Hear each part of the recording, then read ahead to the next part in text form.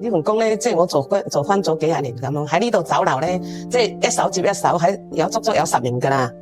62歲嘅施女士話：呢間酒樓頻頻換老細，呢個新老細響23年9月接手。佢話平時早間好多嘢做，根本唔夠人做嘢。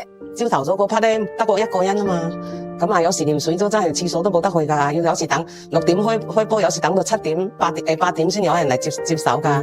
係啊，仲要話係得你一個？係啊，得我一個啊。有時咧兩邊跑啊，即係佢個場好大下噶，有 A 區有 B 區，我估都估唔到真係啊！佢突然間咧，即係好似咩叫我唔使分工，真係接受唔到咁樣。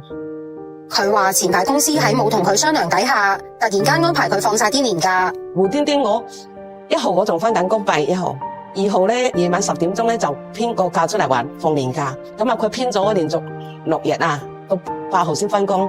咁啊，我就即係話都已經編咗啦，算啦，我冇講啦，就咁休息咯。休息途中6號咧，晏晝咧就接到話唔使翻工喎。施小姐話係店長權哥打俾佢，叫佢唔使再翻工。即係喺8月6號晏晝4點，差唔多5點嗰陣時，收到嗰個店長打電話嚟話救人啊，以後都唔使翻嚟噶啦。咁講，好似即係個心喺度震。咁啱得咁巧嘅係，佢被通知俾人炒嘅同一日，酒樓就請咗外勞翻工，完全好似無縫交接咁。跟住有啲同事咧嚟咗咧，或者講咗咧外勞晏晝已經到咗啦，即係12點幾到咗。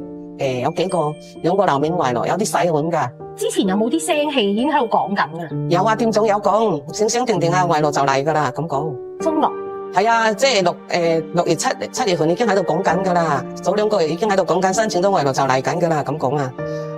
其實我哋酒樓都夠人噶啦，係咯，所以外勞嚟到就即炒我哋2個咯。施女士已經向勞工處投訴，勞工處同佢講要時間調查。佢就係時間好吻合咯，你外勞代替本港基層嗰啲員工啊，即係你一外勞一到咗，跟住咧個幾鐘頭你就本港基層嗰啲人你就炒咗。